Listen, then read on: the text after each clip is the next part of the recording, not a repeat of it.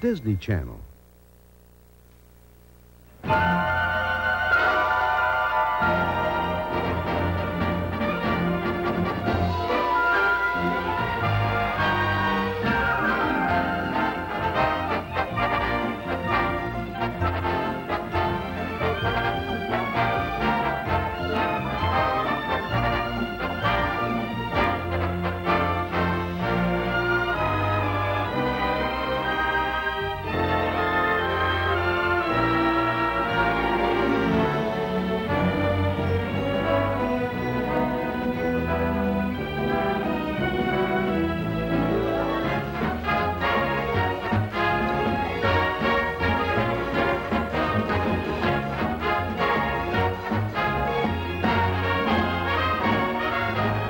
Wonderful world of Disney.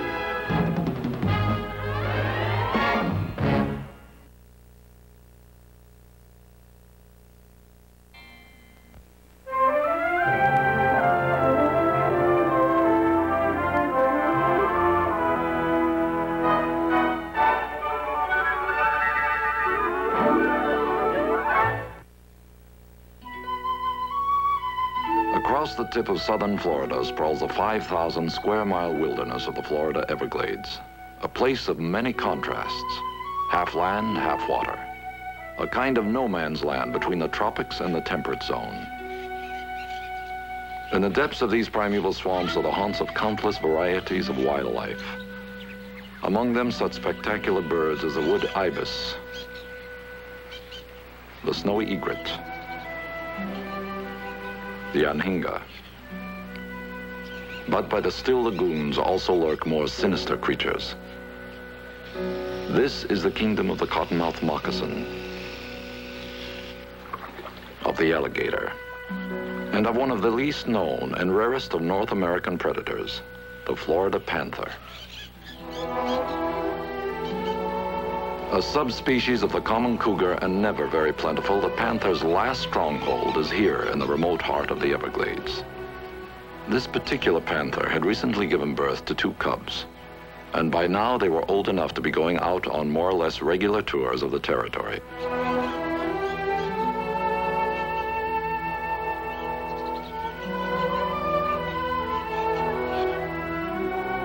Of course, this was supposed to be the beginning of their education. But like most youngsters, their minds seem to be much more on play than on lessons.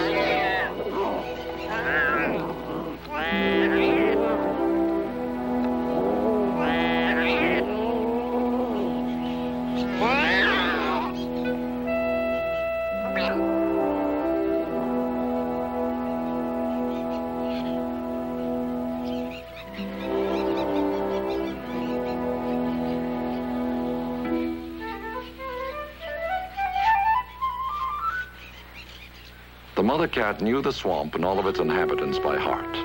But for her cubs, the world and its wonders were still brand new.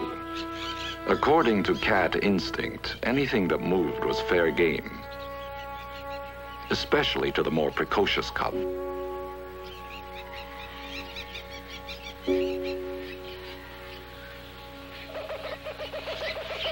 His mother was content to let him learn his lessons early in life and on his own, although she'd stick around just to be sure he didn't get into real trouble.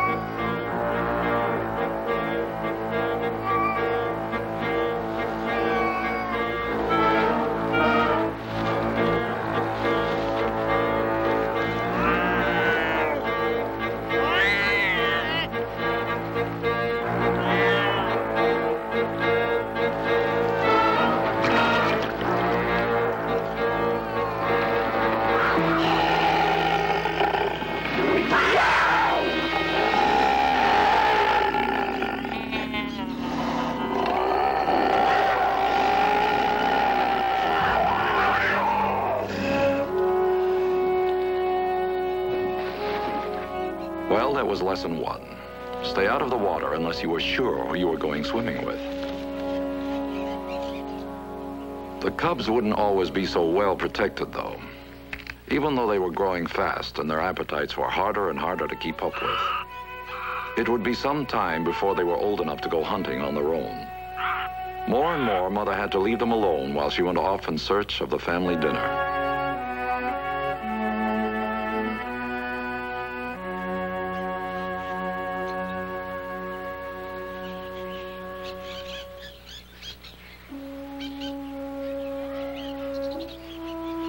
The bigger they got, the less inclined they were to stay put. And naturally, the more adventurous of the two was always the first to wander away.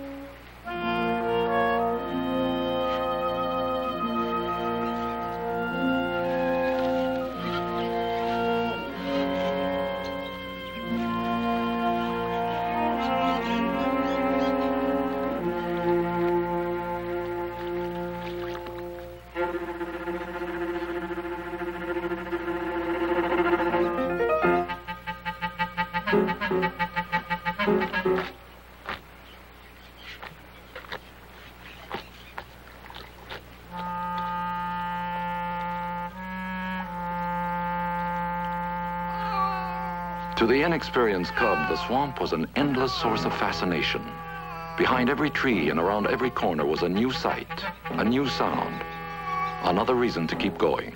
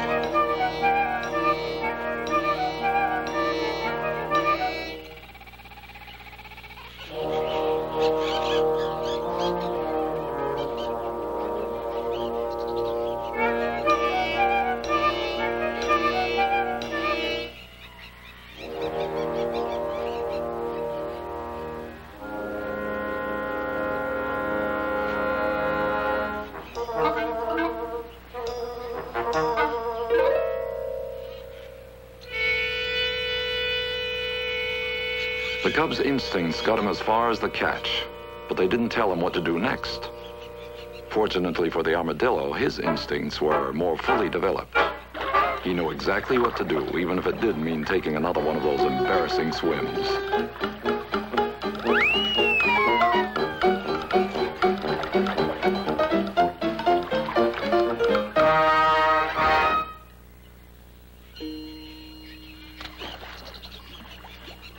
So far, this had all been a big adventure, but it was about now that the cub began to sense that he was alone, with no idea of how to get back to Mother.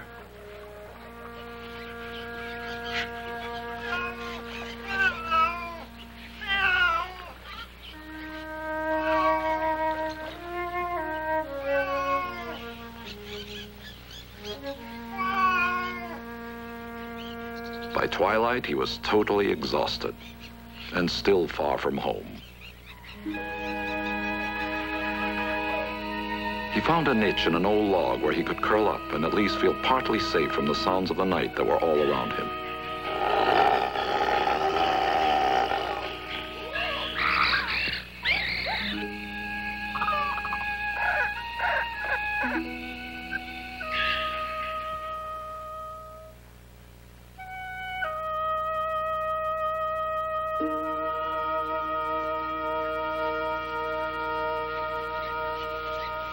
With the dawn, the cub was on the go again.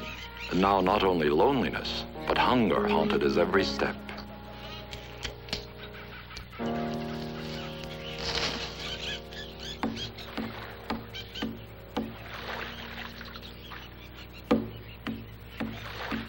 Of course, he'd never seen a man before, so there was no reason to be afraid. Besides, there was a tempting scent of food coming from that general direction. The closer he got, the more his nose began to home in on that scent. It seemed to be coming from right about there.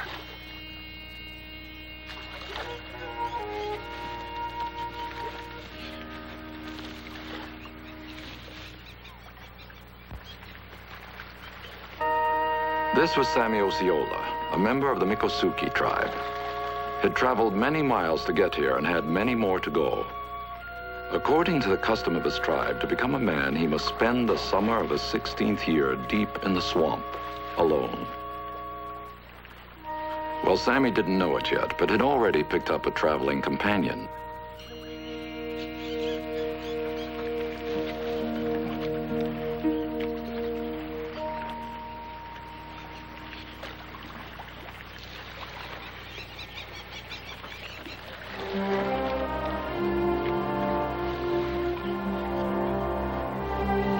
The cub was getting hungrier by the minute, but he wasn't about to swim out there. All he could do was follow along and hope the food would come to him.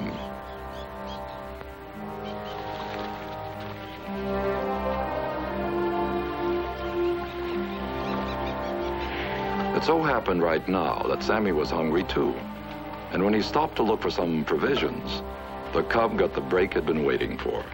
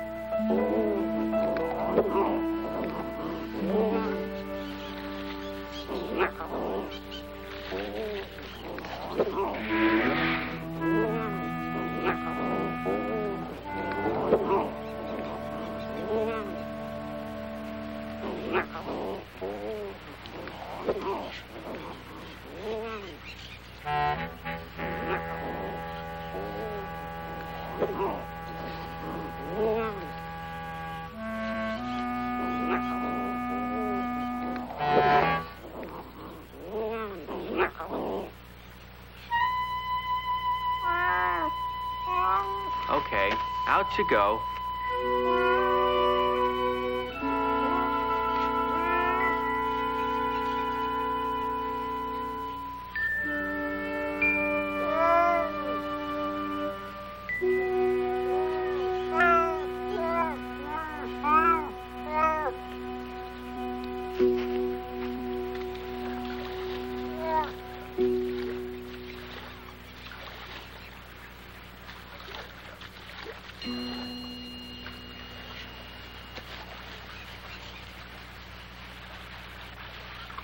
Better luck next time.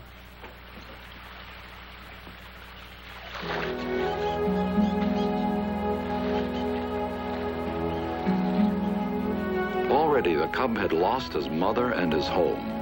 And now the only food he'd found in a day and a half was about to disappear around the bend. He was just too hungry to let that happen again.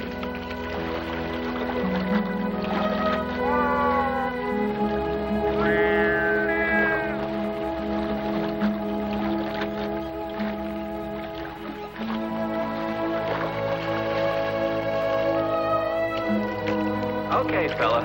If you're that hungry, you can have it. Sammy knew he was supposed to spend the summer by himself, but he figured he wouldn't be breaking any rules if a panther cub tagged along for a while.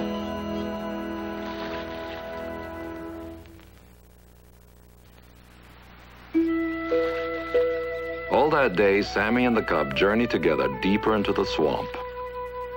At last, late in the afternoon, they came to a grassy hummock that looked like the ideal spot to set up camp.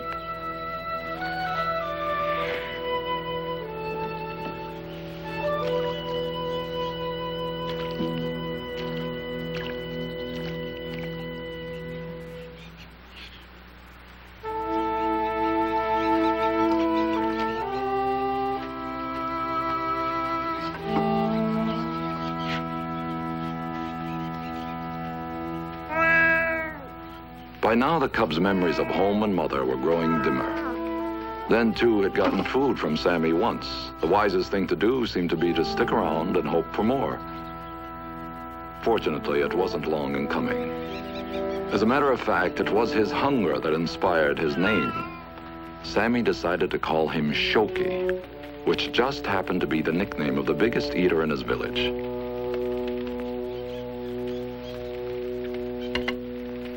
There you go, Shokee.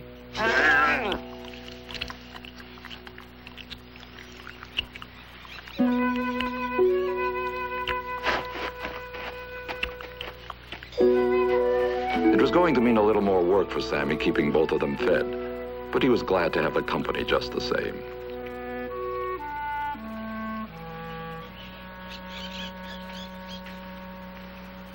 Next morning, Sammy and Shokee set out to get the lay of the land.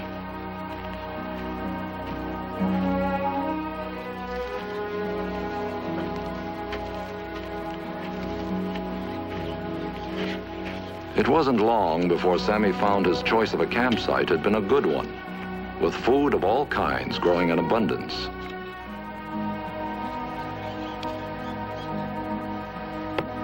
There was also plenty of high ground where he could find pine saplings, which he'd used to build a shelter.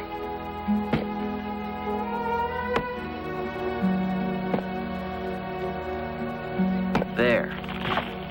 Timber! Shokee, look out!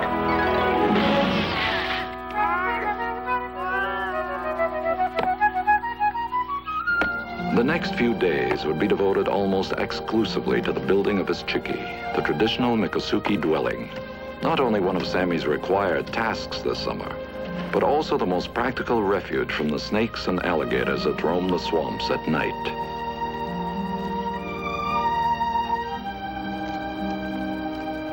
Naturally, there wasn't much Shokee could do to help, but in his own way, at least he made Sammy's work a little lighter.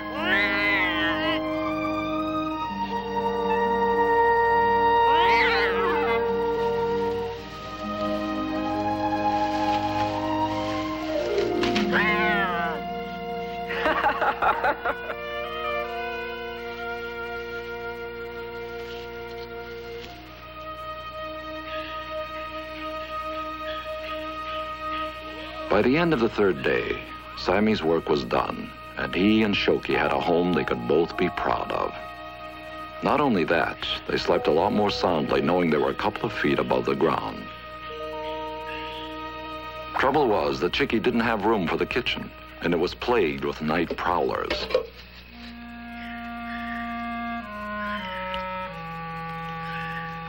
Nothing irritated Shokee more than seeing his food get stolen.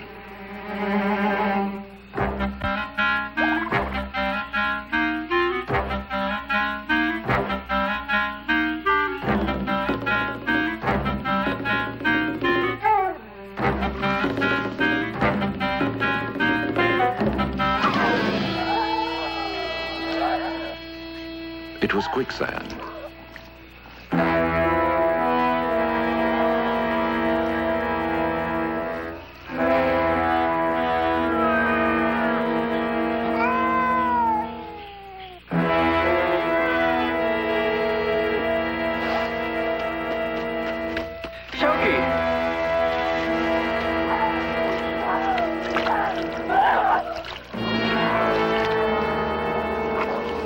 Shokee!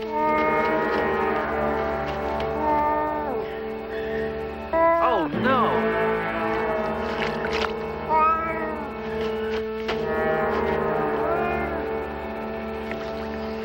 Hold on, Shokee. I'm